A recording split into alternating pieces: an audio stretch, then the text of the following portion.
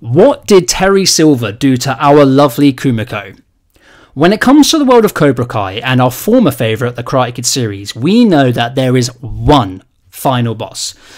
Final boss still living, that is, R.I.P. Mr. Miyagi, and I am not referring to John Kreese.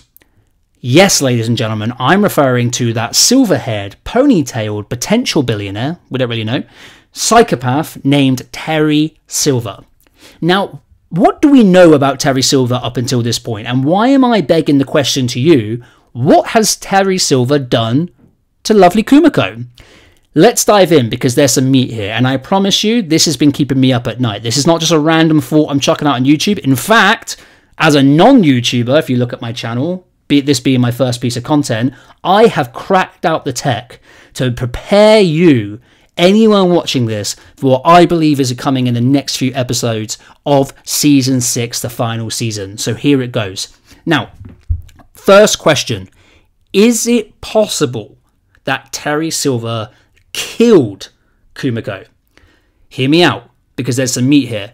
Let's look at Season 5, Episode 8, known as Takai, when Terry Silver's secret lust ambition of taking Cobra Kai to a level of world domination by using the most prestigious tournament, known as the Sakai Takai, but then his dreams turned wet when the three musketeers, or karateteers, aka Johnny Lawrence, Daniel LaRusso, and Chozen, crashed the Sakai Takai impressive party by putting Silver on the back foot in front of his friends and, well, essentially embarrassed him in front of the big dogs. So we already know from Terry Silver's steamy sauna session with Daniel, and, well, we know this from the movie, we know this from the third movie, but in Season 5, when Terry Silver steps on Daniel's throat, that he is not a forgiving man by any stretch of the imagination. We know that he has a knack for going after and exposing everybody's weakness. That's what he likes to do. He likes to expose and go after everyone's weakness, and everyone's weakness is different, which is exactly what he did to Daniel by going after his marriage, which drove a temporary wedge between him and Amanda.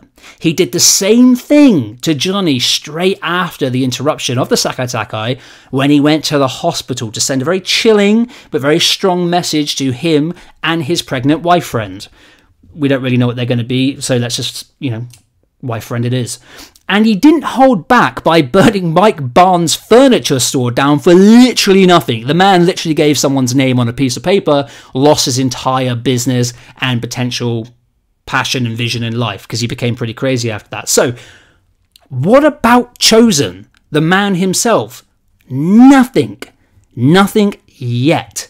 See, Chozen is a man who walked into Silver's dojo as an undercover agent, won his trust, and then in front of him took down his entire small little army of 5 or 6 senseis.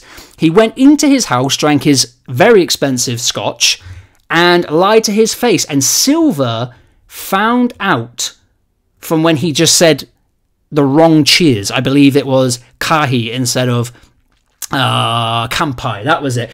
Chozen said to Terry Silver, quote unquote, "You will beg for mercy if you go near the LaRussos again," or at least we know of. Now, let's just rewind for a moment.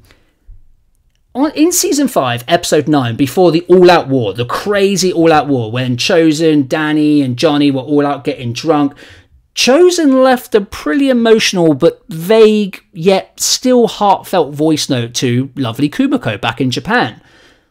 But then, at the start of Season 6, just technically a few episodes later, he appears to be quite troubled as he confesses to Daniel-san that Kumiko no call back. And now, Kumiko is a woman of great honour. The character, that would be very unlike the character of her not to even acknowledge Chozen's feelings and vulnerability. Let's not forget that, and vulnerability. Even if she no feel the same. She did not call back. She did not message. She did nothing. She said nothing, which is very out of character considering, according to Chozen, she even was the one who reached out to Chozen after the second Karate Kid movie ordeal and brought him back to honor, to welcome him back and gave him another chance. So, it's a bit strange that she suddenly ghosted him, especially after you consider this. In the earlier part of Season 5, Terry Silver learns that Chozen is telling porcupines when chanting Kahil instead of Kampai, and Terry Silver finds out Chozen's secret identity by the next morning. Now, does that mean that this crazy billionaire with some serious resources has contacts in Okinawa? Because if he could find out Chozen's identity overnight, it means he knows everything about Chozen. It means he knows where he lives, where he's from, what he does for a living, who are his friends, who is his family. Now, this is all within a couple of episodes. Now, we see that there's so much happening, but we know Terry Silver goes after everyone's weakness and no one gets a free pass. He goes after Daniel's marriage. He goes after Johnny's wife. Now, he already beat Johnny and went after his girlfriend. He already beat Daniel and went after his marriage. He did nothing to Chozen as of yet, but he went after Barnes. So I put the question to you, what has Terry Silver done to Kumiko? Is it possible he's harmed her? Is it possible he's abducted her? Is it possible he's killed her? Is it possible that the reason Kumiko has not replied to Chozen, has been absent, has been quiet, has something to do with Terry Silver and something that he is scheming and planning?